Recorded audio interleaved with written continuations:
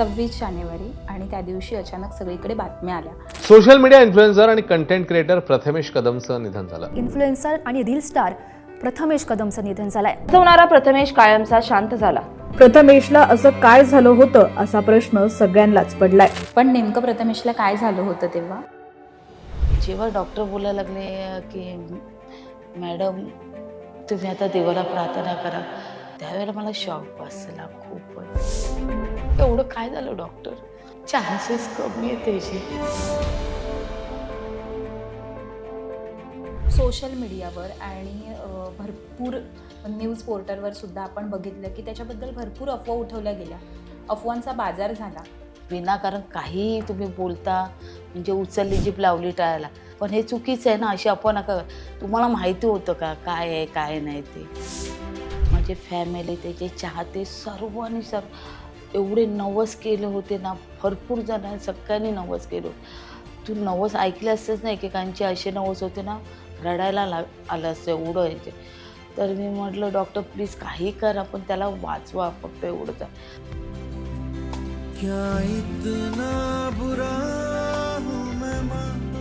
सकाळपासून ते संध्याकाळपर्यंत ना दिवस कसा पण निघून जाईल.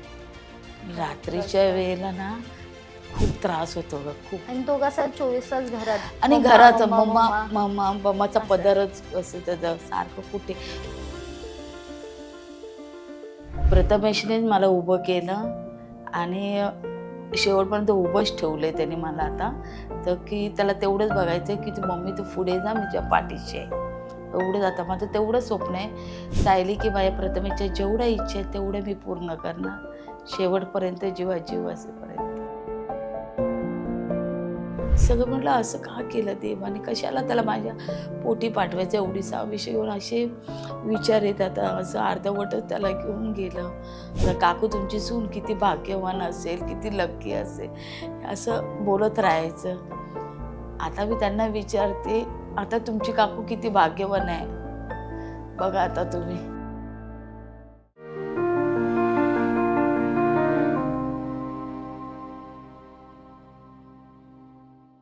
नमस्कार. आजचा एपिसोड खूप खास आहे पण तितकाच भावनिकही आहे.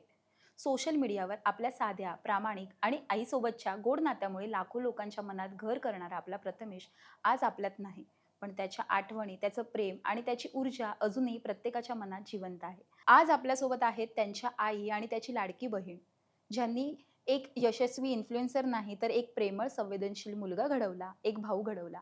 आज आपण त्यांच्याशी गप्पा मारणार आहोत. तुमच्या दोघींचंही लोकमत सखीच्या सुपर सखी या कार्यक्रमामध्ये खूप खूप स्वागत आहे. कशा आहात सगळ्यात आधी? आता कशात आता ठीक आहे, म्हणजे जास्त चांगली पण नाही, जास्त मध्यम, ठीक आहे, एवढंच. ठीक आहे. कसं सुरू आहे सध्या सगळं? छान आहात? कसं करिअर वगैरे? करिअर म्हणजे मी आता म्हणजे व्हिडिओ चालू करायला सुरुवात केली आहे. छान वाटतात तुमचे व्हिडिओ पुन्हा बघून.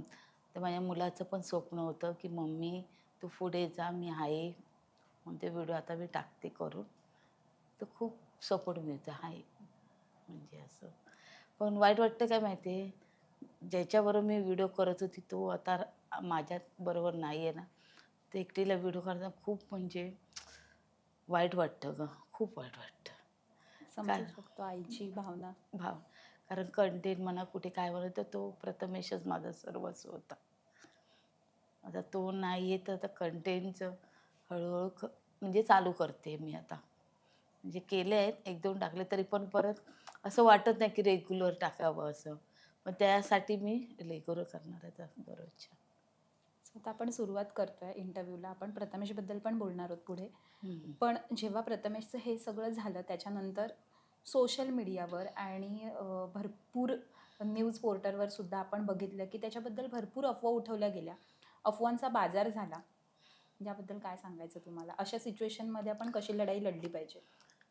मी एवढंच बोलेल काय माहिती आहे, ज्याने अफवा उठवल्या, प्रथमेबद्दल बोलले ना, त्यांची तोंड आपोआप बंद केलेलीच आहे सगळ्यांनी.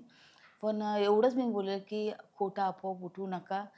ज्याच्यावर जी परिस्थिती घडते, म्हणजे ज्या फॅमिलीवर, त्यांना पहिलं समजून घ्या तुम्ही. विनाकारण काहीही तुम्ही बोलता, म्हणजे उचलली जीभ लावली टाळायला. अरे केवढं ते केलं होतं. मी तर माझ्या हातात फोन पण नव्हता त्यावेळेला. पण हे चुकीचं आहे ना, अशी अफवा नका. तुम्हाला माहिती होतं का काय आहे, काय नाही ते? तर ते झालं म्हणून तुम्हाला माहिती पडलं. नाहीतर त्यावेळेला कोण होतं आमच्याबरोबर? माझी फॅमिली म्हणजे इन्स्टा फॅमिलीच होती आणि आम्ही दोघांनी माझी घरची फॅमिली. तर त्या आम्हाला माहिती आहे ना आम्ही काय हे केलं आणि काय पण उठवतात. मला ह्या गोष्टीचा खूप राग आलेला त्या म्हणून मी ताबडतोब व्हिडिओ करून टाकली होती. नंतर मला बोलले, की "मम्मी व्हिडिओ टाक म्हणून अजून अशा अफवा येतात प्रथमेशबद्दल." म्हणून ती खूप व्हिडिओ म्हणजे करून खूप अफवा होत्या त्या. तू काय सांगशील म्हणजे तेव्हा तू आईला कसा धीर दिलास? म्हणजे ह्या सगळ्या अफवा तर उठतच होत्या आणि आज सगळ्यात हे असं झालं होतं. म्हणजे याकडे लक्ष द्यायचा की त्या अफवांकडे लक्ष देऊन स्वतःची मनस्थिती अजून खाली जात होती. या सगळ्यावर तू कसं टॅकल केलंस आणि त्यावेळी तू आईला कसं सांभाळलंस? त्यावेळी माझ्या मनामध्ये एकच होतं, की किती पण लोकं बोलू दे, मला फक्त माझ्या आईकडे लक्ष द्यायचं आहे. किती आता एवढं पप्पा पण नाही आहेत, दादा पण आता आपल्याला सोडून गेले, तर आपल्या आईला एकटीला पडून नाही द्यायचं. जरी तिच्यासोबत तिचा मुलगा, तिचा नवरा नसेल, तरी एक मुलगी तिच्या पाठीशी खूप खंबीरपणे उभी किती राहील. सुंदर. तेवढंच होतं आणि मी बोलली लोकं काय लोकांची कामच असतात ती बोलायची. मी बोलली की जाऊ दे लोकं आज बोलतील, उद्या बोलतील, 10 दिवस बोलतील. कधी ना कधीतरी गप बसतीलच आणि असं नाही की आम्ही व्हिडिओ टाकणार नाही. आम्ही त्या व्हिडिओच्या माध्यमातून पण पोहोचवलं जशी मम्मीने व्हिडिओ टाकली ती. तर मी बोलली की "मम्मी तू व्हिडिओ कर. आपण लोकांकडे लक्ष नाही द्यायचं. लोकं काय आज आहेत बोलतच राहणार, बोलतच राहा. व्हिडिओ टाक, सरळ विषय संपवूया. नंतर अजून पण लोकं बोलतील मग त्यांना ते लोकांची कामच ती आहे. त्याच्याकडे लक्ष न द्यायचं. आपल्याला आपल्या दादाची स्वप्न पूर्ण करायची आणि त्याचं एक एवढंच. स्वप्न होतं, की माझी आई मोठ्या पडद्यावरती गेली पाहिजे, मोठं बघितलं पाहिजे. सुंदर. सो मी बोलले, की ते माझ्या भावाचं स्वप्न सगळी मी पूर्ण करणार. मग त्यावेळी माझं एकच होतं, मी बोलली, "आता काय गेलेला व्यक्ती परत येत नाही." तर मी बोलले, की "मी तुझ्यासोबत आहे, तू बिंदास करत राहा." वाह! आणि तू तुझ्या हातावरचं नाव दाखवतेस मला आणि हो. तू ते एवढं भावाचं प्रेम बघून मला आवडलं ना, तो व्हिडिओ मी बघितला मगाशीच आणि मला एवढं छान वाटलं, की ते बघून ऑफकोर्स कोणाच्या पण डोळ्यात पाणी येईल, की अरे हो. एवढी हॅपी दिसणारी व्यक्ती आज आपल्यात नाही आहे. सो त्या तो जेव्हा टॅटू काढायचा होता तेव्हा कसं काय होतं म्हणजे मनात, की भावाचं नाव कोरून घ्यावं हातावर? असं काय मनात आलेलंच नव्हतं, की मला म्हणजे त्याचा बर्थडे पण होता त्या दिवशी. मी बोलली, की एवढा माझ्यावरती जीव लावतो. माझ्या पप्पांनंतर मला त्यांनी सावरलेलं. कारण एका मुलीसाठी एक बाप तिचा खूप मोठा आधारस्तंभ असतो. हो. तर त्याच्यानंतर त्यांनी मला कशाचीच कमी पडू दिली नाही. म्हणजे तुमचं प्रत्येक बॉन्डिंग ह्याच्या खूप छान होतं. आम्ही हो. बघायचो सोशल मीडियाच्या आणि माध्यमातून. मस्ती पण तेवढीच, मारामारी पण तेवढीच, पण एकत्र पण तेवढीच. म्हणजे झोपताना मला तो बाजूला असायचाच, की नाही मी आहे ना तुझ्या पाठीशी. मग तेव्हा मला कुठेतरी वाटलेलं, की माझ्यासाठी एवढं करून काहीतरी करते, तर त्याच्या बर्थडेला आपण एक त्याला सरप्राईज देऊ छोटंसं. मग तेव्हा मी गेली डायरेक्ट मी बोलली, "मला हा नावाचा टॅटू काढून द्यायचा." तेव्हा तो आला समोर, तेव्हा एवढा रडला, एवढा रडला. ती व्हिडिओ खूप पण रडला. अर्धीच आली. पूर्ण व्हिडिओ मला घेताच नाही आली. नंतर मला एवढा हे मिठी मारून होता. मला बोलतो, "तू काय हे केलंस? मला नाही आवडत तुला माहीत." मी बोलली, "पण मला आवडतं ना. तुला खुशी भेटलीच ना. मला समाधान झालंय." 26 जानेवारी आणि त्या दिवशी अचानक सगळीकडे बातम्या आल्या. सगळ्यात पहिलं तर सगळ्यांनाच असं वाटलं की ही बातमी खोटी ठरावी, कारण की त्याचे चाहता वर्गच एवढा आहे की म्हणजे प्रत्येकाला, आमच्यासारख्यांना सुद्धा असं वाटत होतं की ती बातमी खोटी ठरावी. म्हणजे एवढा तो मोठा धक्का होता त्याच्या प्रत्येक चाहत्यांसाठी. आणि अचानक ती बातमी आल्यानंतर बरेच अफवा होत्या, कारण की कोणालाच माहिती नव्हतं की काय झालं नेमकं. ठीक आहे, पण त्याच्यानंतर मला वाटतं तन्मयने पहिला व्हिडिओ टाकला आणि त्याच्यानंतर बऱ्याच दिवसांनी तुमचा पण व्हिडिओ आला. पण नेमकं प्रथमेशला काय झालं होतं तेव्हा? जेव्हा मी प्रथमेशला म्हणजे हां, दुसऱ्या ज्यावेळेला कोकिळाला घेऊन गेली, त्या दिवशी सकाळी ना त्याला चक्कर आली आणि तो काय बोलला, की "मग मला चक्कर येते, कसं तरी होतंय." मग त्याला बेडवर बसवलं आणि ॲम्ब्युलन्सवाल्यांना फोन करून बोलवून घेतलं आणि जवळच्या हॉस्पिटलमध्ये घेऊन गेले. तर डॉक्टर बोलले, "त्याचं बीपी आणि ऑक्सिजन लेव्हल खूप कमी झालं आहे, तर चांगली ते" अचानक? हां, हं. अचानक. तर त्याला चांगल्या हॉस्पिटलमध्ये घेऊन जावा. तिथे फक्त त्यांनी ट्रीटमेंट केली आणि हे केलं. मग मी कोकिळाला घेऊन गेले. बोलले, "कोकिळाचा तिकडे घेऊन जा." मग कोकिळाला घेऊन गेले. त्यांनी रिपोर्ट सगळे बघितले प्रथमेशच्या अगोदरचे. तर त्यांनी मला सांगितलं काय माहिती आहे, "तुम्ही काळजी करू नका, की 3 दिवसात तो कव्हर करेल ते." हे वाक्य त्यावेळेला मला बोलले. आणि त्यावेळेला प्रथमेश बोलत होता. हात हातबीत हलवत होता, सर्व नॉर्मल होतं, चालत होता हे ते त्यावेळेला पण. तर मी मग प्रथमेशला मी पण त्यावेळेला बोलली की प्रथमेश टेन्शन घेऊ नकोस तू, तर तू 3 दिवसात कव्हर होणार. तर तो खुश झाला होता त्यावेळेला पण. कारण ती मोठी डॉक्टर होती कोकिळाची ती त्यावेळेला. मग ती म्हटलं ठीक आहे. आणि ज्याच्यानंतर 2 दिवसानंतर ना त्याचं व्यवस्थित चालू होतं. तिसऱ्या दिवशीपासून लगेच त्याचं ना युरिन म्हणा, हिमोग्लोबिन, प्लेटलेट्स कमी झाले. तर डॉक्टरने सगळे रिपोर्ट केले तर म्हणतात सगळे रिपोर्ट म्हणजे नॉर्मलच आहे त्याचे बाकीचे. त्याचा आपण कावीचा रिपोर्ट टेस्ट करूया. आणि जेव्हा तो कावीचा रिपोर्ट केला ना, तेव्हा ते बोलायला लागले त्याला जॉइंडिस झाले त्याला म्हणजे कावीळ झाले. म्हटलं कावीळ? म्हटलं मला काही कळलंच नाही म्हटलं. कावीळ हा प्रकार आता कावीळ असेल तर मुलगा कसं जेवत नाही, वजन कमी असं, अशक्तपणा. बरोबर. पण त्यावेळेला किंवा पिवळसरपणा दिसतो. पिवळसपणा हां, हो. बरोबर आहे. तर त्यावेळेला मी हॉस्पिटलला घेऊन गेली तेव्हा वजन त्याचं 78 किलो होतं. बापरे. असं पण नाही की जेवत आता कावीळमुळे माणूस जेवत नाही, पण तो प्रॉपर जेवत होता. रात्री पण भरपूर जेवलेला तो. आणि परत मिल्कशेक प्यायलेला, भाकरी, भाजी, भात-बीत सर्व खाल्लं होतं. आता मी कशी समजणार कावीळचं काय? तर डॉक्टरने मला सांगितलं, "उसको कावीळ हो गया है." तर मी म्हटलं, "अच्छा." तर म्हणतात, "बघूया आपण किती आहे, म्हणजे केवढी आहे कावीळ, कमी असेल तर आपण उपचार करतो." जेव्हा डॉक्टर बोलायला लागले, की "मॅडम, तुम्ही आता देवाला प्रार्थना करा." त्यावेळेला मला शॉक बसला खूपच. एवढं बसलं म्हणजे मी म्हटलं, "एवढं काय झालं डॉक्टर?" म्हणतात, "मॅडम त्याची कावीळ पूर्ण रक्तामध्ये भिनली आहे हो.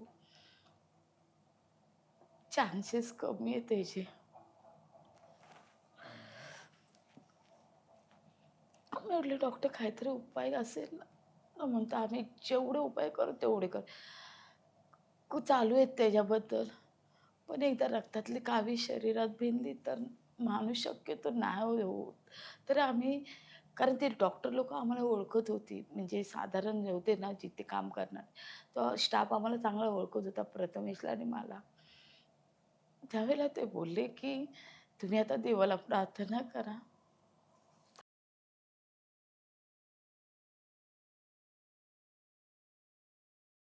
डॉक्टरने जेव्हा चेक केलं ना त्याचं, तर तो डॉक्टर बोलायला लागले, "मॅडम त्याची ना त्या रक्तामध्ये पूर्ण कावीळ भिनली आहे." तर मी म्हणाली, "मग आता?" तो म्हणतो, "आता काय देवाला प्रार्थना करा तुम्ही." माझे फॅमिली, त्याचे चाहते सर्वांनी एवढे नवस केले होते ना, भरपूर जणांनी सगळ्यांनी नवस केले होते. तू नवस ऐकले असतेस ना, एकेकांचे असे नवस होते ना, रडायला आलं असतं एवढं ह्याचे. तर मी म्हटलं, "डॉक्टर प्लीज काही करा, पण त्याला वाचवा फक्त एवढंच आहे." त्यातून मधून तेवढं बोलल्यानंतर परत एक आशेचा किरण असतो ना, तो हे झाला. मग तेवढं सांगितल्यानंतर दुसऱ्या दिवशी ना, परत त्याचं म्हणजे आमच्याकडे बाप्पा बसलेला.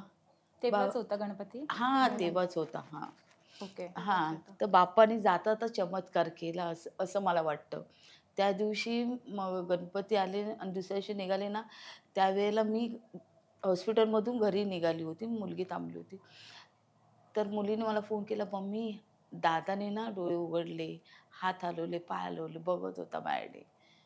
तर मी एवढी खुश झाली रिक्षामध्ये ना, आनंद अश्रू माझ्या डोळ्यातून वाहायला लागले. मी म्हणली, "देवा, जाता-जाता चमत्कार केलास बाळा तू माझ्या लेकांवर." त्यात त्या पण एवढा ह्याच्यामध्ये तो मला चिडवत होता तिकडनं. हां, मी बाहेर उभी असं मला असं असा डोळे हलवत करतोय. आणि चिडवते जीभ बाहेर काढून. मला असं वाटतंय सायली माहिती आहे, देवाने एका क्षणासाठी मला आनंदी केलं गं.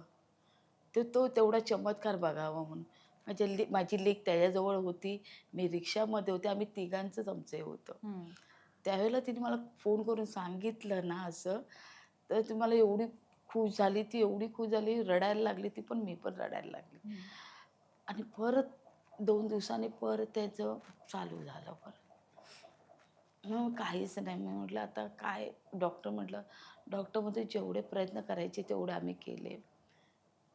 आणि त्या आता टायमाला हिला पण नव्हतं सांगायचं कारण मी एकटीच तिकडे होती. आणि झालं सकाळी तर मी बोलली आता हिला कसं सांगू मी. तिला घरी सांगितलं तर ती तिकडेच पूर्ण हे करणार, रडायला चालू होणार. म्हणजे जेव्हा डिक्लेअर केलं हां, तेव्हा. डिक्लेअर हां. केलं तेव्हा मी एकटीच तिकडे होती. तर डॉक्टरनी मला सांगितलं. मी बोलले आता हिला कसं सांगू. मग हिला बोलली की दादाला दुसऱ्या हॉस्पिटलला शिफ्ट करायचं आहे, तर तू कपडे आणि त्याचे सगळे घेऊन ये आणि तू पण ये लवकर जरा, कारण तेव्हा 26 जानेवारी होती. तर मी बोलली की डॉक्टर 7 वाजेपर्यंत जाणार आहे, तर तू त्याच्या आधी ये. मग ही आली आणि खालीच एवढी पब्लिक बघून हिला समजून गेलं. मग ती तिथेच हे झाली. मी बोलली, "मम्मी आता तू असं नको करू, मी एकटी पडेल मग. तू मला थोडी तरी स्ट्रॉंगपणा दाखव." पण तेवढ्यापुरती तिने दाखवलं, पण शेवटी मुलगाच होता आईचा. तिला हेच झालं पूर्ण. आणि त्या ह्याला पण नशीब माझ्या देवासारखे, म्हणजे ज्यांनी दादानी मित्र जोडले तो तन्मय दादा एक होता. ती लोकं माझ्यासोबत होते, नाहीतर मी एकटीने तिथे काहीच नसतं केलं. म्हणजे फुल म्हणजे इंस्टा फॅमिली आमच्या घरात यायचे ते सर्व तिकडे होते. समृद्धी. सगळे होते, असं नाही. जी डेली येत होते आमच्या घरामध्ये ती पण मुलंच होती. तर माझ्याबरोबर राहतच होती. प्रथमेशला बरं नसल्यापासून भरपूर सपोर्ट मिळाला त्यांचा. गणपती बाप्पाचं आणि प्रथमेशचं खूप छान कनेक्शन होतं ना. खूप खूप खूप जास्त, खूप. तेवढा आजारी असून पण बोलतो, "मला तू घरात गणपती आणलेलाच पाहिजे. पाहिजे तू आण, मी बरा होणार आहे. मला माहिती आहे माझा बाप्पा मला बरा करणार आहे." एवढा एवढ्या बरा. आशेवर होतं. आणि जाताना त्यांनी फक्त थोडासा चमत्कार दाखवला, तेव्हा आम्ही दोघी पण एवढ्या खूप खुश झालो. ना की चल बाबा, मग बाप्पा जरी गेला तरी त्यांनी आशीर्वाद दिला आपल्या तिला म्हटलं दादाला. असं चमत्कार म्हटलं केलं बाप्पाने म्हटलं त्याबद्दल. आणि शेवटी 1-2 दिवसामध्ये डॉक्टर बोलतात की चान्सेस कमी आहे, 5% गॅरंटी आहे त्याची फक्त. एवढं तर मग सांगितलं. मी पण काय करू आणि हिला पण काय समजवू मी. हिला बोलली, "तू घरी जा, मी थांबते इथे." ठीक आहे, पण काही गोष्टी ज्या विधिलिखित असतात त्याच त्या होतात. होतात, किती आणि पण. एक सांगू का, म्हणजे जेव्हा काहीतरी खूप कठीण ओढवणार असतं त्याआधीच देवाने, म्हणजे देवाचं असं असतं की आपण यांना सगळ्यांनाच यातून मोकळं करूया. म्हणजे काहीतरी मोठं होणार होतं प्रथमेशसोबत आणि त्याचा तुम्हाला त्रास झाला असता. यासाठीच बाप्पानेच कदाचित ह्या सगळ्या गोष्टी. त्यामुळे तुम्ही खूप स्ट्रॉंग राहा. तुम्ही स्ट्रॉंग आहात दोघी पण. नक्की नक्की. पण आपण आता तो विषय थोडा साईडला ठेवूया. लवकरच तुमचं गाणं पण येणार आहे एक. हो हो ना? शेवटी झालं. आणि जसं तू मगाशी म्हणालीस की प्रथमेशची इच्छा होती की तुम्हाला मोठ्या पडद्यावर बघायचं, नक्कीच. आणि त्यात तुमचं गाणं येते. आम्हाला खूप अभिमान वाटतो तुमचा. या थँक्यू सगळ्या सिच्युएशनमध्ये सुद्धा तुम्ही ज्या प्रकारे खंबीरपणे उभ्या आहात त्याचा आम्हाला खूप गर्व आहे, अभिमान आहे. आणि अशाच महाराष्ट्राच्या लेकी खूप पुढे गेल्या पाहिजे. बरोबर आहे. आणि हे सर्व पॉसिबल झालं माझ्या प्रथमेशमुळे. आणि सर्व फॅमिली माझी आहे ती सपोर्ट करणार ते. प्रथमेशनेच मला उभं केलं आणि शेवटपर्यंत उभंच ठेवलं आहे त्याने मला आता. तर की त्याला तेवढंच बघायचं आहे की तू मम्मी तू पुढे जा, मी तुझ्या पाठीशी आहे. एवढंच आता माझं तेवढं स्वप्न आहे सायली की माझ्या प्रथमेशच्या जेवढ्या इच्छा आहेत तेवढ्या मी पूर्ण करणार शेवटपर्यंत, जीवा जीव असेपर्यंत. किती सुंदर. एवढं अजून काय, तो तिथे बसून आज एवढा आनंदी असेल आनंदी आहे. की बरोबर आहे. माझी आई पुढे जाते. खूप छान. हो, त्याला खूप म्हणजे त्यावेळेला ते हे पण झालं होतं, त्याला स्वप्न पण पडलं होतं बिग बॉसचं. मी महत्त्वाचं म्हणजे हॉस्पिटलला ॲडमिट करण्याच्या अगोदर उठल्यावर तो मला म्हणतो, "मम्मी मी किती छान स्वप्न बघत होतो." मी म्हटलं, "कोणतं रे?" म्हणतो, "तू आणि मी आपण गाडीतून चालले आणि ते बिग बॉसवाले ते जे कामं करतात ते डायरेक्टर येते त्यांनी मला ओळखलं." ते बोलले, "अरे प्रथमेश तू?" तर म्हणता, "हां मी." "तर तू बिग बॉसमध्ये येणार का?" तर म्हणता, "मी आजारी आहे ना, तर मी कसं येऊ शकते, बरं झालं की मी येईल." असं. तर मग नंतर तो बोलायला लागला, "माझ्या मम्मीला घ्या." प्रथमेश म्हटले त्यांना, "माझ्या मम्मीला घ्या ना तुम्ही बिग बॉसमध्ये." तर ते बोलायला लागले की ठीक आहे. "मम्मी काकू याल का तुम्ही आमच्या बिग बॉसमध्ये?" मी म्हटलं, "हां." हे त्याचं शेवटचं स्वप्न.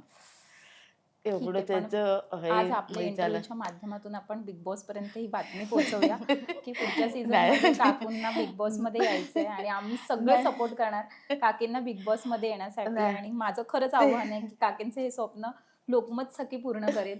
आणि माझी खरंच बिग बॉसला विनंती नाही, आहे खरंच की बिग खरंच बॉसने आपल्या ताईंना घ्यावं आणि खूप छान वाटेल. म्हणजे म्हणजे मलाही त्याची खूप आनंद इच्छा होईल. म्हणजे तो तेच बोलत होता मला. म्हणतो, "मम्मी मी नसलो ना तरी तू जा, तुला चान्स आला तर सोडू नको बिग बॉसचं. तू मला मोठ्या पडद्यावर तुला बघायची आहे." क्या बात आहे. असं म्हणजे काम करताना तू आणि मोठी आम्हाला होताना. फक्त बिग बॉस मध्ये तुम्हाला बघायचं नाही, आम्हाला ट्रॉफी हवी साहजिकच आहे आहे. घरी. ते एकदा बिग बॉसमध्ये गेलं तर बास होईल. माझं एवढं स्वप्न होईल. म्हणजे ट्रॉफी बिफीचं एवढं नाही, पण एवढं त्याची इच्छा पूर्ण होईल एवढंच मला, बाकी काय नाही. म्हणजे त्याचं जाण्याच्या अगोदरचं हे स्वप्न त्याने मला सांगितलं. क्या बात आहे. म्हणून मी हे शेअर केलं तुमच्याशी, बाकी अजून कुठे केलं नाही. पण त्याचे तेवढं तर शेवटचं स्वप्न हे होतं त्याचं. आणि ते बोलायचा, मम्मी मला तू मोठ्या पडद्यावर पाहिजे, मी मागे राहिलो तरी चालेल, पण तू तू आता आहेस ना, तू त्या लेवल गाठ आता. असं एवढं तेवढं. अरे प्रत्येक आई वडील मुलांना सपोर्ट करता, पण हे उलट आहे. दोन्ही माझी मुलं मला सपोर्ट करतायत. प्लस माझा नवरा पण तसेच होते, ते मिस्टर पण सपोर्ट करणारे. त्यानंतर आता प्रथमेश माझी मुलगी सर्व सपोर्ट करतायत मला. किती छान. तुझं आणि प्रथमेशचं बॉन्डिंग कसं होतं? बॉन्डिंग एकदम छान होतं. म्हणजे मारायचं पण तेवढंच, काळजी पण तेवढीच. कधी तो बाहेर अडकला तर मी तिकडे जाणार, जेव्हा मी कुठे बाहेर असेल तर तो मला घ्यायला येणार. हा तू इथे आहेस का, ठीक आहे. कधी कधी मम्मी क्लबिंगला पण नाही पाठवायची, मला प्रतीक्षा क्लबला जायचं आहे का, मम्मीला तू सांग ना. मी बोलले अच्छा आता काय सांगू मी मम्मीला. मला बोलतो सांग ना तू काहीतरी. मम्मीला बोलते अगं मम्मी दादाचं काम आहे, मग त्याला पाठव ना. तो बोलतो मम्मी कधी कधीच, कारण की मध्ये मध्ये मम्मी बोलायची नाही क्लबिंगला नको जाऊ, पण तेवढी मारामारी पण व्हायची आमच्यात. तेवढं आपुलकीने म्हणजे जिव्हाळा पण होता एकदम. असं मला कुठे काय लागलं तर एवढं करायचं म्हणजे की दोघं बापरे. एकमेकांना सपोर्ट करत खूप होते असं. सपोर्ट. आणि मला मध्ये एक खेकडा असतो ना, खेकडा तो फक्त चावलेला आणि मी फक्त, तो बोललो अगं मम्मी ही गप काय ही बोलत नाही, काय बोलत नाही. मी बोलले अरे थांब थांब जरा. आणि नंतर सारखं हाताला येऊन असं बघायचा, हा असं असं करायचं अलगजपणे. बोलायचा जास्त दुखतंय प्रतीक्षा तुला. कधी आजारी असली ना ते माझ्याहून जास्त तो रडायचा, तू का आजारी पडली, तू नको आजारी पडूस, तुला बघून मी गप्प आहे आणि तू का आजारी पडतेस सारखी. असं खूप नातं वेगळं होतं. म्हणजे माझी सगळे सिक्रेट त्याला माहिती होते, सगळे ए टू झेड. मी काय करते, कुठे जाते, कोणासोबत आहे, हिच्यापेक्षा त्याला माहिती होतं. हिला पण मी सांगायची नाही, मम्मी हा इकडेच आहे गं, पण त्याला दादा मी इकडे इकडे जाते, ही मित्र आहेत सगळे, असं होतं. मग हिला नंतर सांगायचं अगं मी अशी बाहेर गेलेली गं. म्हणजे दादाला सांगितलेलं, ती दादा तुला सांगितलेलं, हा मम्मी सांगितलेलं. असं होतं. किती छान. त्यांचं बॉन्डिंग वेगळंच होतं दोघांचं. आणि त्याचे मित्र परिवार पण खूप मोठा होता. म्हणजे लिटरली ज्या दिवशी हे सगळं झालं तेव्हा अख्ख्या सोशल मीडियावर फक्त आणि फक्त सगळ्या इन्फ्लुएन्सर्सचे त्याच्याबरोबरचे स्टोरीज होत्या. म्हणजे असं वाटत होतं की म्हणजे लिटरली कोकण हार्टेड गर्लपासून सगळेजण म्हणजे समृद्धी वगैरे हे सगळेजण जेवढे ती आलेली पण त्याचे कोकण हार्टेड गर्ल त्या ते ती पण अंकिता आली होती त्यावेळेला पण. तिची आणि माझी काय भेट एवढी झाली नाही, ती गेली नंतर. पण सगळेजण जेवढे आले होते पब्लिक सगळे बोलत होते काकूंना आम्हाला फेस नाही करूसं वाटत आता. तिकडून त्यावेळेला गेले होते. मेन म्हणजे ते हिंदी चॅनलचं त्या लोकांनी पण हे केलं होतं. त्यांचे किती 34-35 मिलियन आहे बघ फॉलोअर्स ते हिंदीच्या ह्याच्यावर. बॉलिवूडचं. बॉलिवूडवाल्यांचे. हां व्हायरल बियाणे. हां त्यांनी त्या लोकांनी पण हे केलं होतं ना शेअर त्याचं. ते मला नंतर माहिती पडलं. एवढं म्हणजे सगळ्यांनी म्हणजे लहानांपासून ते मोठ्यापर्यंत सगळ्यांनी त्याचं हे केलं होतं. म्हणजे कमी वेळात एवढं शिखर गाठून माझा मुलगा गेला एवढा मोठा. मला पण पण नाही कधी कळलं. कधी एक वाईट वाटतं, जेव्हा माणूस असतो तेव्हा माणसाला एवढा सपोर्ट भेटत मिळत नाही. आणि माणूस गेल्यावरती तुम्ही तुम्ही त्याचे एवढी- फॉलोअर्स वाढवतात, ते जेवढ्या स्टोऱ्या टाकतात, हां ते जर तो असतो तेव्हा तुम्ही टाकून दाखवा ना. आणि तेव्हा तुम्ही त्याची म्हणजे जे नंतर तुम्ही दाखवतात ना प्रेम, ते तेव्हा पण दाखवत जावं, तेव्हा पण तुम्ही सोबत हां राहा ना. हे एक महत्वाची टीप आहे सगळ्यांना. म्हणजे काय, जेव्हा माणूस असतो ना तेव्हा खरं प्रेम करा तुम्ही, गेल्यानंतर प्रेम करू नका. कधीही माणसाचं किंवा कोणाचं मन दुखू नका. प्रत्येक माणसाच्या मनामध्ये देव असतो, त्याला दुखवला तर तुम्हाला त्रास होतो. एवढंच आहे, एवढंच किती बोललं. छान. आणि आपण प्रथमेशबद्दल थोडा गप्पा मारतोय तर त्याची अशी कोणती एखादी आठवण आहे का ती तुम्हाला शेअर करायला आवडेल, जी गोड आठवण आहे? त्या सगळ्याच गोड आठवणी आहेत. काय तरी सांगू? पण एक. म्हणजे मला मातृदिनाच्या दिवशी मला गिफ्ट देणं. हो. हां प्रत्येक वेळेस प्रत्येक वेळी तो गिफ्ट देणं. परत प्लॅनिंग करणं बाहेर. महत्वाची गी म्हणजे आता सगळे क्लबमध्ये पोरं जातात शक्यतो. मी अजूनपर्यंत क्लबमध्ये गेली नव्हती, पण असा मुलगा जो आईला क्लबमध्ये घेऊन गेला होता, किती गोड. हे माझ्यासाठी म्हणजे मोठं आहे. म्हणजे मी अजूनपर्यंत क्लबला नव्हती गेली. म्हणजे क्लब म्हणजे काय असतो मला काहीच नाही माहिती होतं. फक्त बघायची म्हणजे रील यायची तेव्हा बघायची होती. मी प्रथमेशला विचारलं, अरे क्लबमध्ये जाऊन करतात काय, काय असतं म्हणजे क्लब? तर मला त्यांनी सांगण्यापेक्षा मला त्यांनी दाखवलं. मग मी हे क्लबमध्ये चालतं. आणि त्यात आम्ही तिघं कुठे बाहेर गेलो ना, आम्ही दोघं एकत्र चालायचो, ही हळूहळू चालायची. पण मग मला मला प्रथमेशमध्ये एवढा गर्व आणि एवढं हे वाटतं ना, मित्र जातात, मित्र मैत्रीण जातात, मैत्रीण मैत्रीण जातात. असा एकमेव माझा प्रथमेश, तो म्हणजे आईला घेऊन सगळीकडे फिरत होता. म्हणजे ते क्लब असून दे, कुठे मूव्ही असून दे, कुठे फिरणं असून दे, तिकडे प्रत्येक ह्याच्याबरोबर मीच असायची. मला फार अभिमान आहे त्याचा, खूप खूप. आणि जास्त Love you आनंद तेव्हा प्रथमेश.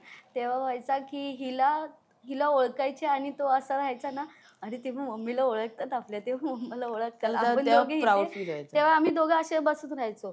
नंतर अरे तेव्हा मम्मीचे फॅन आले, मम्मीचे फॅन, म्हणजे दोघं व्हिडिओ करायचे, पण असं नाही की ते माझे फॅन आहेत, तेव्हा मम्माचे फॅन आले. तो हां. एवढा खुश व्हायचा ना की हा ठीक आहे, माझ्या मम्मीला ओळखतात, ओळखू दे, मला काय नाही ओळखलं तरी पण चालेल, मम्माला ओळखतात ना, ठीक आहे, मम्मासोबत तुम्ही फोटो काढा. नंतर नंतर असं झालं की प्रथम मॉम होतं ना, अरे त्या बघ त्या काकी प्रथमेशच्या मम्मी, तेव्हा पण त्याला गर्व व्हायचा, अरे माझ्या नावाने माझ्या आईला ओळखतात, म्हणजे मी किती मोठं आहे. तेव्हा तो खुश व्हायचा भरपूर. असा मुलगा सर्व आईनं मिळून द्या, असं प्रेम करणार. खूप म्हणजे आणि जो कुठेतरी चांगला असतो तो देवाला आवडतो. खूप तेच आवडतो. झालं. एवढा आवडतो ना, की मागचा पुढचा विचार नाही करत. घरात पण त्यावेळेस सगळ्यांचा लाडका होता ना. खूप घरात काय, अगं मी तुला सांगते काय, म्हणजे 4-5 वर्षाची मुलं असतात ना, त्यांच्यापासून त्या म्हाताऱ्यापर्यंत सगळे त्याच्यावर जीव लावत होते. एवढा त्यावेळेला पब्लिक रडलं असेल त्यावेळेला.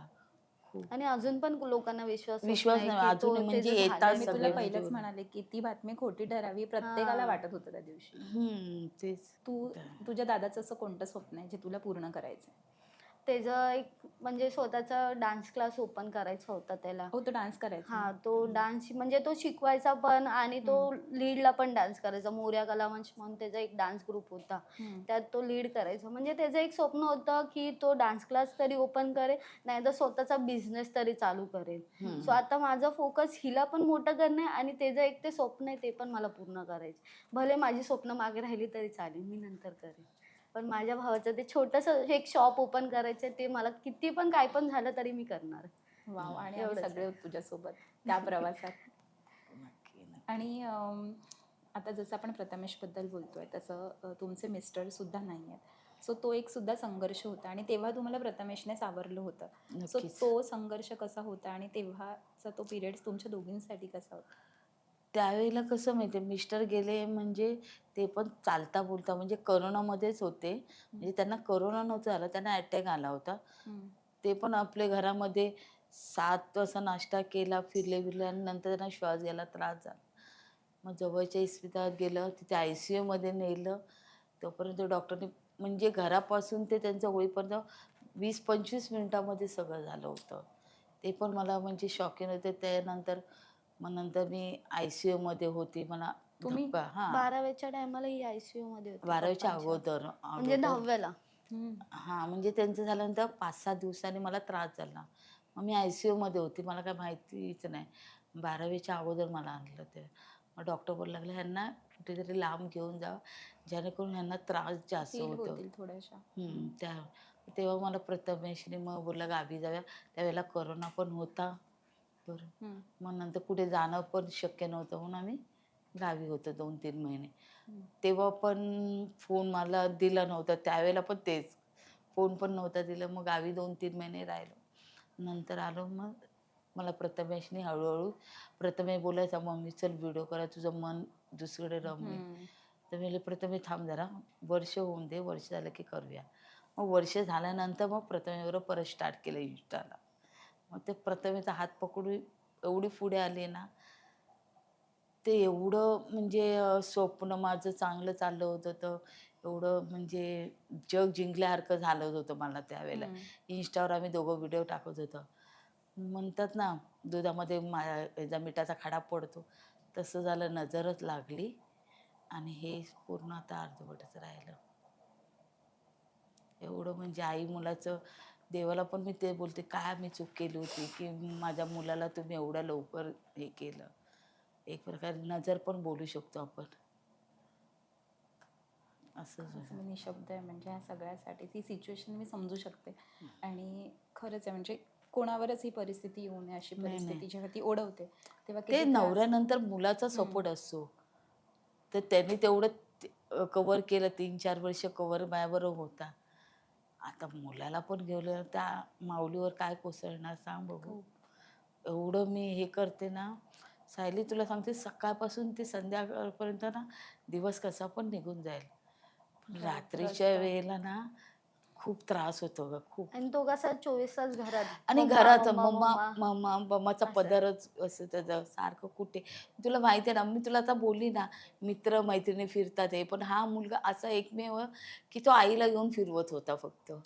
कधी कधी ना सायली विचार काय येतो माहिती आहे असा, आता माझी मुलगी आहे, तिचं 2-3 वर्षांनी लग्न होईल, मी एकटी राहील.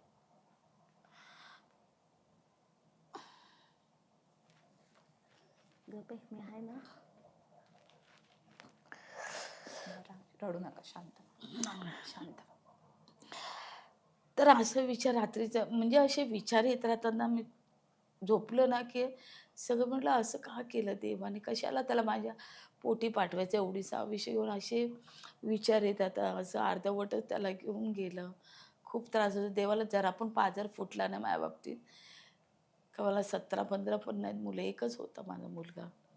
किती स्वप्न रंगवली होती त्याच्याबद्दल मी, किती काय काय म्हणजे पब्लिक. मी व्हिडिओ आम्ही दोघांचे त्याला मुलींचे मेसेज म्हणा, कॉल म्हणा, म्हणजे काकू तुमची सून किती भाग्यवान असेल, किती लक्की असेल, असं बोलत राहायचं. आता मी त्यांना विचारते, आता तुमची काकू किती भाग्यवान आहे बघा आता तुम्ही. काय नाही काकू, सगळं छान होणार. आणि मला पूर्ण गॅरंटी आहे की प्रतीक्षा कधीच तुमची साथ सोडणार नाही. आणि तर आहे ग. नेहमी असेल तुमच्यासोबत. जरी तिचं लग्न झालं तरी ती खंबीर पाठीशी उभी असेल. आणि एक स्त्री काय करू शकते तुम्हाला तिचं लग्न झाल्यानंतर सुद्धा कळेल. आणि खूप छान सपोर्ट करते ती तुम्हाला, आणि खूप तिने खूप करत खूप राहावं. म्हणजे माझा आधारस्तंभच आहे ती पूर्णपणे. ती म्हणा, माझे सासरचे म्हणा, माहेरची मग लोक सर्व मला सपोर्ट करतात. फॅमिली बाहेरची त्याची आहे आणि त्यात तो तेवढी. सगळ्यांचा लाडका, आणि पूर्ण सर्वांचा- फॅमिलीमध्ये एकुलता एक तो पण आणि एकुलती एक मी, दोघच आम्ही पूर्ण. म्हणजे हो. कदम मध्ये पूर्ण तो एकटाच मुलगा होता. तर हम्म. एवढे सगळे हे झालेत ना, सर्व पूर्ण भाऊ- सगळेच पूर्ण कोसळून म्हणजे गेलेत. खचलेत म्हणजे काय बोलू आता त्यांना. करायचं काय, आता मुलगा नाहीये, म्हणजे कुठे काहीच पिकनिकला म्हणा, काय कुठे फिरायचं म्हणा, सगळं हा तयारी बियारी करायचं ऑर्गनाईज. आपलं इकडे जाऊया आपण, हा विला मला प्रमोशन झालं, इकडे जायचं असं. आणि म्हणजे असं नाही की हिला एकटीला, सगळ्यांना घेऊन जायचं, मित्र सर्व मित्र. फॅमिली सगळ्यांना घेऊन जायचं. तुम्ही सगळे चला, आपण मजा करू. फक्त मला अभिमान ह्याच गोष्टीचा आहे, असा मुलगा मी अजूनपर्यंत बघितला नाही आणि बघणार पण नाही, जेणेकरून तो आईला घेऊन पुढे चालतो, एवढं फिरतो, सगळ्या गोष्टी शेअर करतो. काय काय मुलं गोष्टी आईपासून लपवत असतील, सांगत पण असतील, पण मला माझ्या मुलाचं मी बघायला गेलं ना तर सगळ्या गोष्टी शेअर करायचा. हो, तुमचं बॉन्डिंग ते दिसायचं बॉन्डिंगच आम्हाला. तेवढं हे होतं त्याचं. आणि त्याला पण नव्हतं वाटलं ग की असं होईल म्हणून. त्याचा श्रद्धा कपूर सोबतचा व्हिडिओ असू दे हो, किंवा तिने पण टाकलं होतं, श्रद्धा कपूरने पण टाकलं, हम्म. स्टोरीला हो टाकलं, हो, तिने पण शेअर केली ती शेअर story. केली पण होती. तेच म्हणजे तो एवढा खुश होता आणि सडन ऑफ द हे सगळं होतं.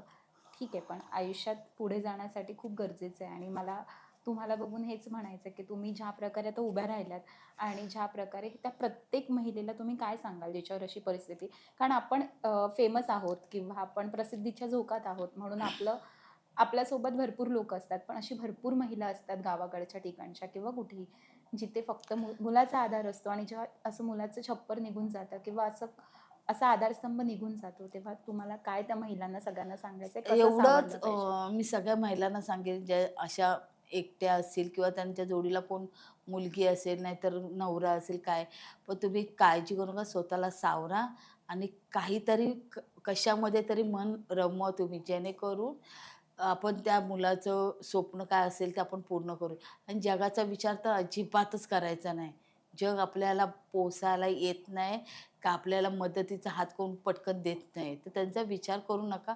जे तुमच्या मनाला वाटते तुम्ही ते करतच राहा आणि पुढे जात, मागे वळून कधीच बघू नका, एवढंच मी बोलेन. आणि सगळ्या कोणी नाही बघितलं तरी वरचा आहे ना तो लक्ष ठेवत असतो. लक्षात ठेवा, सगळे हिशोब वर होतात. वरती होता. तुला पण म्हणेन की बहिणीसाठी सगळ्यात जास्त इम्पॉर्टंट कोण असतं तर तो भाऊ असतो. म्हणजे तिच्या लग्नानंतर सुद्धा कधी प्रॉब्लेम झाला तरी सगळ्यात सपोर्टचा खांदा देणारा कोण असतो तर तो भाऊ असतो. आणि तो नेहमी म्हणत असतो काही नाही टेन्शन घ्यायचं मी. मग अशा वेळी जेव्हा तुझा भाऊ किंवा तुम्ही सगळे प्रसिद्धीच्या झोकात आहात म्हणून आपल्यासोबत भरपूर माणसं असतात. पण अशा अनेक ठिकाणी असं होतं की म्हणजे जेव्हा भावाला असं काही होतं किंवा भाऊ नसतो ज्यांना बेसिकली, तेव्हा त्यांच्यासोबत अशा अनेकदा गोष्टी होतात की बऱ्याचदा म्हणजे लग्न झाल्यानंतर सुद्धा आपण जसं वैष्णवीचं जे प्रकरण बघितलं होतं तेव्हा सुद्धा की तिला म्हणजे तसं जेव्हा होतं की आपल्याला भावाचा पाठिंबा नाही आहे आता, तेव्हा त्या तशा मुलींना तू काय सांगशील की त्यांनी कसं सावरायला पाहिजे किंवा असं काही करायला पाहिजे? त्यांनी मनात फक्त स्वतःला सावरलं पाहिजे की जरी आपला भाऊ या जगात नसला तरी तो आपल्या पाठीशी खंबीरपणे उभा आहे आणि किती पण मोठी संकटे येऊ दे तो आपल्यासाठी नेहमी उभा राहणार आणि नेहमी उभा म्हणजे तू पुढे हो, मी आहे तुझ्या पाठीशी. आता कधी कधी मला पण विचार येतो की अरे माझा भाऊ नाही आहे तर मी आता काय केलं पाहिजे. तर नंतर तेव्हा परत मम्मीचा चेहरा दिसतो की अरे मी एकटी पडली तर मी काय करणार. हेच सांगायचं आहे मला प्रत्येक मुलींना की तुम्ही कसलाही विचार करू नका. आपला भाऊ आहे. काही तर भाऊ लहानपणीच हे होतात म्हणजे मुलगी जन्मला येते आणि काही भावांचे इश्यू येतात. म्हणजे भाऊ नसतो एकीला, एकीचा भाऊ ऑफ होतो. त्या मुलींना म्हणजे ठीक आहे जे लिखित आहे ते आपल्यासोबत होणार. आपण त्याला किती पण काही केलं तरी ते काय करू शकत नाही. आणि तुम्ही स्ट्रॉंग राहा. तुम्ही तुमची फॅमिलीकडे लक्ष द्या आणि तुम्ही तुमची स्वप्न मोठी करा. ते तुमची स्वप्न मोठी करून तुम्हाला म्हणजे भावाला तो आनंद होणारच आहे. प्रत्येक बहिणीचं म्हणजे एका भावाचं स्वप्न असतं की माझी बहीण मोठी झाली पाहिजे, माझ्या बहिणीचे सगळे स्वप्न पूर्ण झाली पाहिजे, तिचं लग्न थाटात माटात झालं पाहिजे. आणि माझ्या भावाचं पण तेच होतं की ठीक आहे मी माझ्या बहिणीचं लग्न मोठ्या थाटामाटात करणार, पण देवाला ते नाही बघितलं. ठीक आहे चालेल, पण त्याची स्वप्न मी पूर्ण करणार. आणि प्रत्येक बहिणीच्या मागे जरी तिचा भाऊ नसला तरी तो नेहमी खंबीरपणे आहे. एवढंच. सुंदर सावली असते अगं ती. खरंच. छान. आणि जेव्हा तू सोशल मीडियावर आता व्हिडिओ टाकायला स्टार्ट केलेस, भरपूर लोक पॉझिटिव्ह बोलत होती पण भरपूर निगेटिव्ह सुद्धा बोलत हो. होती. ठीक आहे, मग त्या निगेटिव्ह कमेंट्सकडे तू कसा मात करतेस किंवा कसा दुर्लक्ष करतेस? माझं एकच आहे, माझी आई मला सपोर्टिव्ह आहे, माझी फॅमिली मला सपोर्ट करते. मला बाकीच्यांचं घेणं देणं नाहीये. एक्झॅक्टली. ती लोक मला जेवायला देणार नाहीये की ती लोक मला त्रास झाल्यावर बघायला येणार नाही. जी आहे ती ही आहे, हिला आवडतंय बेटा तू बिंदास कर. ठीक आहे, बाकीच्यांचं दुर्लक्ष. प्रत्येकाला आपण कशाबद्दल बोलायचं, काय गरज आहे? बरोबर. आणि लोक बांधील नाही एक ना आम्ही साईड कोणासाठी. चांगली पण बोलतात, एक साईड वाईट पण बोलतात. ते वाईट आपल्याला लोकांकडे काय पाहिजे दुर्लक्ष आपण करायचं. तेवढंच घेतलं पाहिजे. बाकी काहीच नाही की कमेंटमध्ये नेगेटिव्ह दे पॉझिटिव्ह दे, लक्ष नाही देत. मागे भुंकणारे पण तेवढेच आहेत. आपण पुढे चालतच जायचं, लक्ष नाही द्यायचं आणि एक कोणाकडे. वेळ मला बोलले तर चालतील, पण माझ्या भावाला, माझ्या वडिलांना आणि माझ्या आईवर हात उचलला ना, मी पुढचा मागचा जर फॅमिली असेल तरी पण मी बघत नाही. मी डायरेक्ट बोलून टाकते. जरी तुम्हाला राग आला चालेल, माझ्या ह्या तिघा फॅमिलींमध्ये बोलायचं नाही तुम्ही. ती लोक तुमच्यात नसतात ना तर तुम्ही तिला का बोलतात. आता हे झाल्यावर पण हिला बोललं. मी बोलली हिला तुम्ही बोलायचा हक्क नाही आहे. ती माझी आई आहे आणि तुम्ही बोलू नका की तिने व्हिडिओ स्टार्ट केला नाही केला. ते आमच्या दोघींचं आहे. तुम्ही होतात 12 दिवस रडलात हे झालं बस. आता तिला मी चालू करणार पुढे. किती सुंदर. आणि मला प्रत्येक प्रेक्षकांना सगळ्या प्रेक्षकांना म्हणजे जे पॉझिटिव्ह बोलतात ते तुमच्यासोबत आहेतच, पण जे निगेटिव्ह बोलतात त्यांना मला सुद्धा लोकमत सखेकडनं आवाहन करायचं आहे की आपल्याला माहिती नसते परिस्थिती काय असते, पण आपण पटकन बोलून जातो किंवा आपण काही बोलून जातो, निगेटिव्ह कमेंट करूनही जातो, पण त्याचा परिणाम आपल्या म्हणजे समोरच्यावर काय होतोय हे खरंच कोणी बघायला आलेलं नसतं आणि तो आपण सहन करत असतो. त्यामुळे जेव्हा आपण ट्रोल करताय किंवा आपण काही बोलतात तेव्हा 10 वेळा विचार करून बोलणं गरजेचं असतं. कारण की आपल्यापेक्षा जास्त त्रास म्हणजे आपण तर बोलून मोकळं होतं, पण सगळ्यात जास्त त्रास त्या समोरच्या व्यक्तीला होत असतो. भले ते दाखवत असतील नसतील दाखवत, पण खूप खोलवर त्रास होत असतो. आणि मला असं वाटतं की हे एक प्रकारचं पाप असेल. खरंच ऍक्च्युली पाप आहे. म्हणजे की तुम्ही कोणाला काही बोलून मोकळं होता, तुमच्यासाठी ती गोष्ट छोटी असते पण समोरच्यासाठी ती गोष्ट खूप मोठी असते. एवढंच करा फक्त. मी सगळ्यांना सांगेन कोणी कमेंट चांगली करून दे वाईट करून दे, त्या गोष्टीकडे लक्ष ठेवू नका. तुम्ही तुमचं कार्य कर्म चांगले ठेवत जा. फळाची अपेक्षा करू नका. सर्व काय आहे ना ते रुजू होतं वरती. तर मी एवढंच सांगेल की कर्म चांगले ठेवा, बस बाकी काय नाही. किती छान. आणि आम्हाला प्रथमेशचे आणि तुमचे व्हिडिओ बघायची सवय होती. आता आम्हाला तुमच्या दोघांचे व्हिडिओ बघायला आवडतील. नक्कीच लवकरच. आता चालू करणार आहे. मग प्रथमेशचे पण मी टाकल्या होत्या व्हिडिओ. Yes. म्हणजे माझ्या मिस्टरांमध्ये 2 पार्टमध्ये दाखवलं हो, होतं. बघितलं. नंतर ते पण त्याच्या पण टाकणार आहे. त्याचं पण मी अकाउंट चालूच ठेवलंय त्याचं हम्म. फोन बी. आता आमच्या दोघींच्या चालू करणार आहे आता. किती सुंदर आणि आम्हाला खूप आवडतील तुमचे आणि नक्की, मला नक्की. माहिती आहे ही जोडी हिट होणार आहे. नक्की सो हिट झाली की आपण पुन्हा एक सक्सेस स्टोरीला भेटूया. नक्की नक्की चालेल. आणि थँक्यू, तुम्ही आज वेळ काढून माझ्यासाठी थँक्यू इथे सायली. आलेला सर्व आहात. तुमच्या टीमचे मी आभार मानते, तुझे पण आभार मानते. Thank you. बोलवल्याबद्दल खूप छान वाटलं भेटून सर्वांना. सो थँक्यू, आलात इथे आणि दोघांनी छान गप्पा मारल्यात. मला माहिती आहे की आज आपल्या ज्या सखी आहेत, लोकमत सखीच्या ज्या आपल्या सगळ्या सखी हा व्हिडिओ बघणार आहेत, त्यांना खूप छान एक इन्स्पायरिंग स्टोरी मिळणार आहे आणि त्याच्यानंतर त्यांना भरपूर पुन्हा पंखांना बळ देऊन बरं. कसं उडायचे ही नवी दिशा सापडणार आहे. त्याच्यामुळे तुम्ही त्याला छान गप्पा मारल्यात, छान नक्की. मनातलं व्यक्त झालात, त्याबद्दल बरोबर. थँक्यू. आज प्रथमेश आपल्याच सोबत नाही, आपण त्याला भावपूर्ण श्रद्धांजली वाहूयात आणि तो जिथे असेल तिथे खुश राहू देत खुश आणि राहू खूप देत. छान राहू देत, याच प्रार्थना देवाकडे करूयात. नक्की नक्की. तुम्हाला तुमच्या पुढील वाटचालीसाठी खूप खूप मनापासून शुभेच्छा. धन्यवाद. आणि नवीन धन्यवाद. लवकरच मोठ्या पडद्यावर बघायचं तुम्हाला नक्की आणि नक्की. बिग ते बॉस पण मध्ये सुद्धा. ऑल द नक्की बेस्ट. नक्की. थँक्यू. थँक्यू. थँक्यू.